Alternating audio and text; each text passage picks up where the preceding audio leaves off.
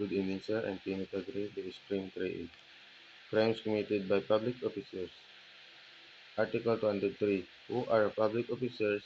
Any person who, by direct provision of the law, popular election, or appointment by competent authority shall take part in the performance of public functions in the government of the Philippine Island, or shall perform in said government or in any of its branches public duties as employee, agent, or subordinate official of any rank or class shall be deemed to be a public officer, down to rank any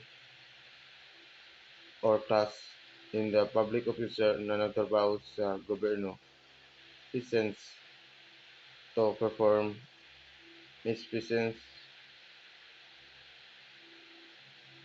improper performance of some act which might might lawfully be done, means couple of negligence, hindi tama ang paggawa, malfeasance,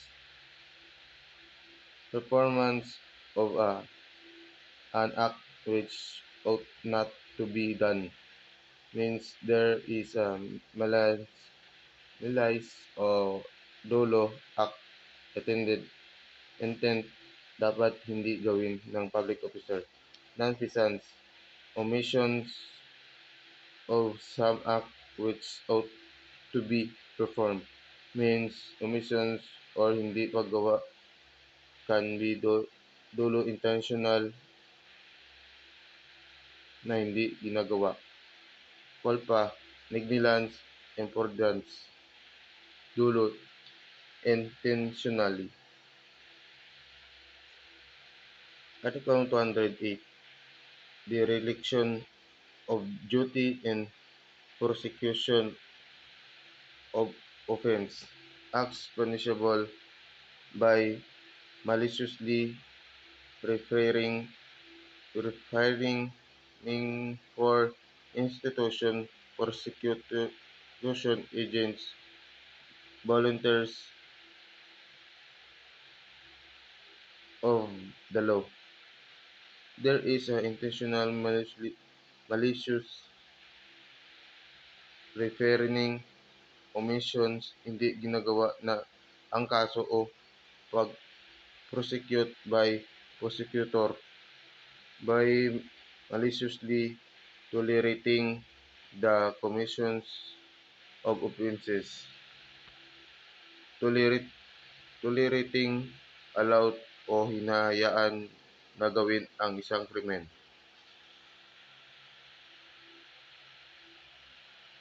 Elements: offender o or PO or officer of the law who has duty to cause prosecution of or prosecute offense. Dereliction by duties of his office. In knowing commission of crime, he does not cause prosecution of criminal, or knowing that crime is about to be committed, he tolerates its commission. Article 210. Direct bribery. Reserve PO na tumatanggap sender cooperation of PO. Acts punishable in direct bribery by agreeing to perform or by performing in consideration of any officer, promise, gift, or present, and act constituting a crime in connection with when the performance of his official duties. Note: sa pag-agree pa lang niya meron na siyang nagawang direct bribery, bribery, bribery,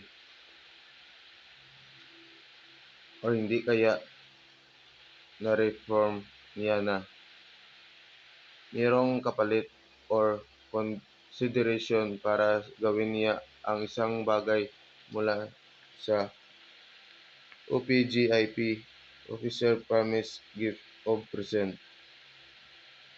Ang kapalit ay ang act of paggawa ng krimen o konektado sa trabaho bilang public officer. Halimbawa, nagtrabaho siya sa crime laboratory, pinaltan niya ang shabu ng tawas. Dapat mayroong evidence ito sa pag-uusap ng dalawang tao. By accepting a gift in consideration of the execution of an act which does not constitute a crime in connection with the performance of his official duty. Note: pag-accept ng regalo para gawin ang isang bagay na hindi krimen. Halimbawa, ginawa niya ang isang bagay na pero hindi part ng kanyang trabaho bilang janitor. Binayaran siya pero hindi part ng kanyang trabaho, hindi siyang available doon. Ang importante ang evidence na tinanggap ng officer. By agree to refer or the refraining from doing something which is is it's his official duty to do in consideration of gift of promises. Note: refrain o omission na hindi napagawa para sa kanyang trabaho na hindi niya gawin o ginawa na binayaran siya. Halimbawa, ang police officer na bigyan ng warrant, binigyan siya ng pera para hindi huliin ang tao. Act omission: agreeing to perform or performing, accepting a gift o executing, agreeing to refrain or refraining. Halimbawa, ang krimen ay reclusion perpetua. Halimbawa, hindi niya hinuli ang tao na may penalty na reclusion perpetua to death. Ito ay hindi na direct bribery kundi qualified bribery. Consideration OP, OPGIP, OPGIP,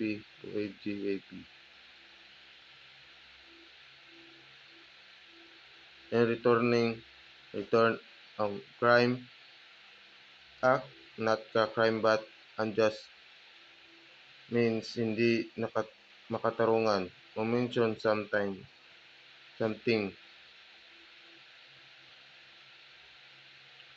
relative but official duty in connection with performance of his official duties in connection with performance of his official duty to do.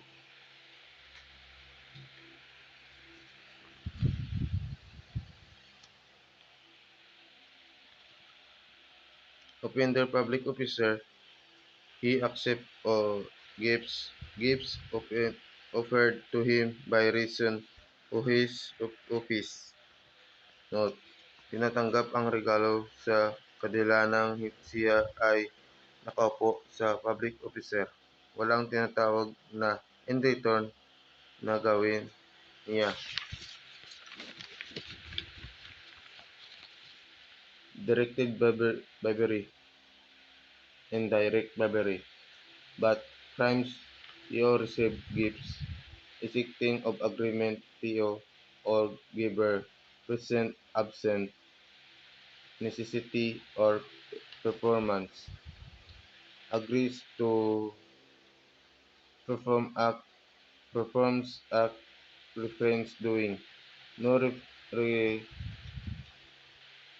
requirement for performance of act of promise to do act. Article 211 A. Qualified bribery. Offender PO or entrusted with law enforcement. Offender refrains from arresting or prosecuting offender who has committed crime punishable by RP and or death. Note: refrain o omission hindi magawa. Halimbawa, mga pulis, prosecutor. Offender refrains and arresting of prosecuting and the offender in consideration of any promise, gift, or present. Article 201. Corruption, corruption and of public officials. Offender officers offers or promise or give gifts or present to PO and offers the promise made of gifts or present gift to do under circumstance that will make public officer liable for direct bribery or indirect bribery. Bribery receiver, corruption of public official, walang tumatanggap kung walang magbibigay. Saying it stick to tango.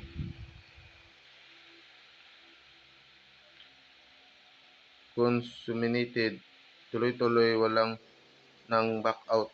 Each one performance completes in part. Hindi consummated ang giver nagsubong sa pulis sa araw ng receiver. Ang giver na explanation distance hindi ang malilabol na krimen kusang pangtigil. Attempted bribery dahil hindi nakumpleto ang krimen. PO back out sa paggawa ng krimen. Walang liability, not liable, spontaneous distin- dis- distance, corruptor, prosecute his part liable for attempted bribery. Note: walang prostate bribery attempted at qualifying lang. Article 217,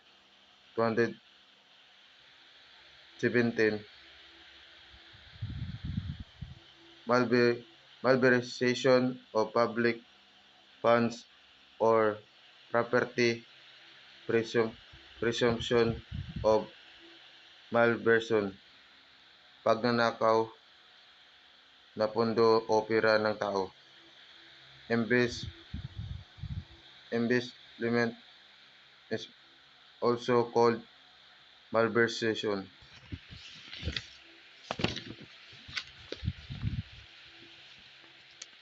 Act punishable of malversation by appropriating public funds or public property. paggamit. By taking of misa, misappropriating the same, hindi tama ang paggamit.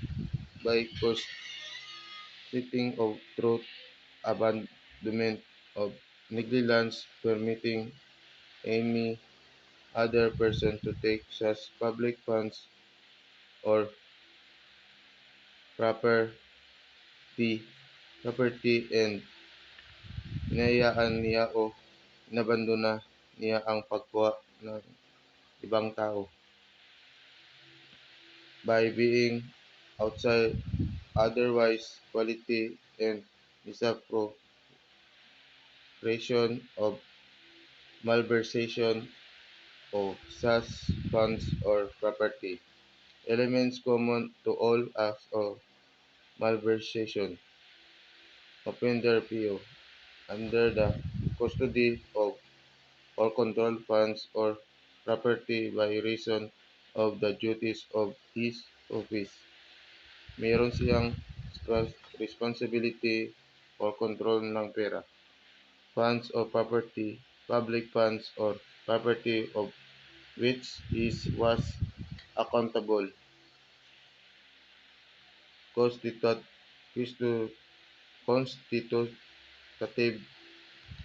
circumstance, appropriating, taking, misappropriating, or constituting, or truth, abandonment, or negligence, permitting another person to take them. Article 220, Elegance use of public funds of property. Offender PO, technical malversation, public fund of property under his administration, public fund of property appropriated by law of ordinance, constitutive circumstance applying to public use other than that for which such fund or property has been appropriated by law or ordinance. Technical malversation, may inilaan na paggamit pero hindi nagawa. Article 223, convening with consenting to evasion. Caption, infidelity in the custody of prisoner PO. Offender PO under the custody or charge detention prisoner B. Prisoner by final judgment. Prisoner escaped from his custody PO in connivance with prisoner and later escape. Conspiracy. Article 224, Evasion, Truth, Elegance, Kopal, Kolpal, Kolpa. Offender PO under his charge con- connivance or custody of prisoner A. Detention prisoner or B. Prisoner by final judgment. Prisoner escaped through the elegance. The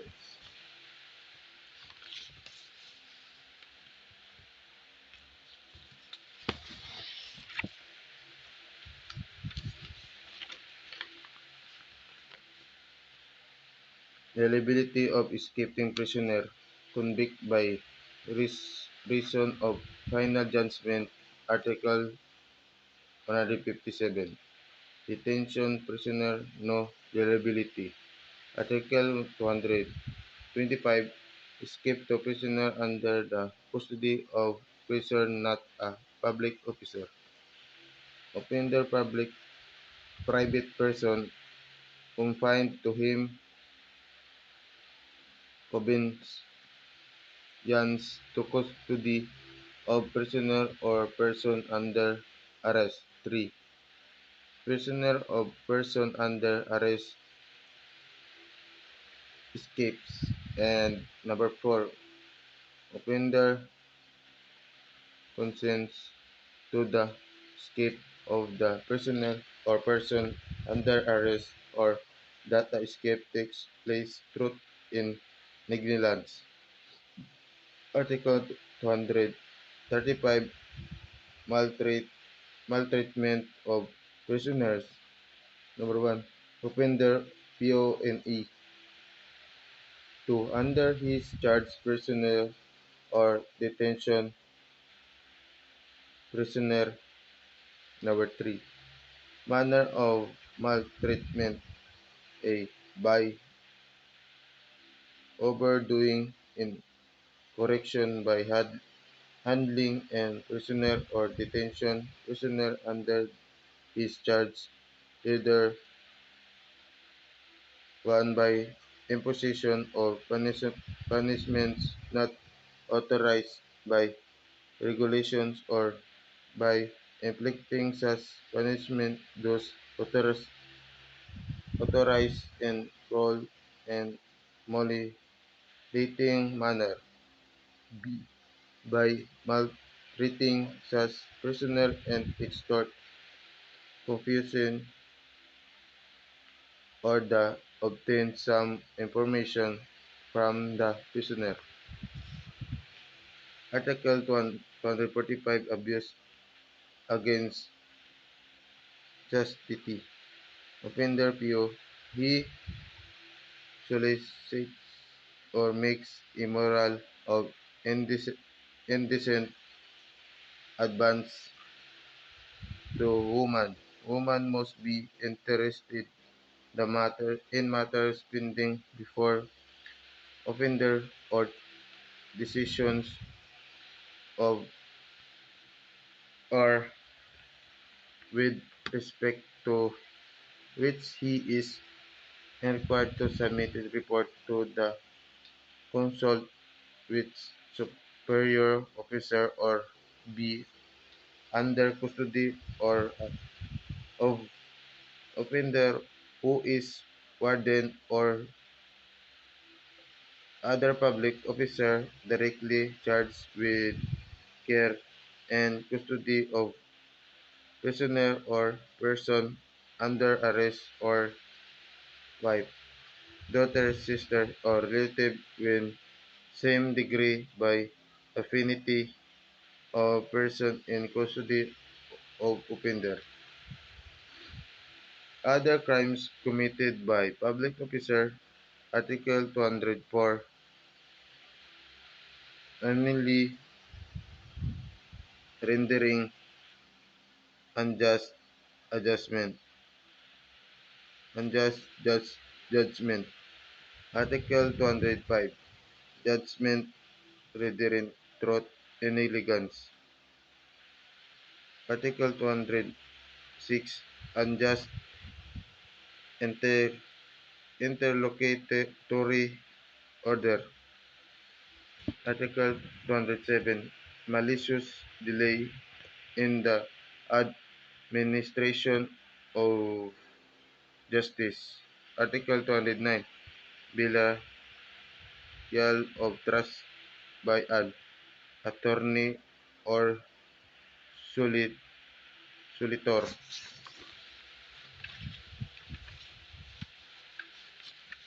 Article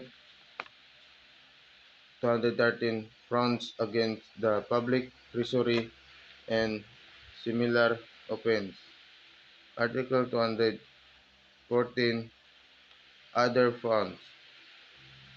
Article 215, prohibited transaction.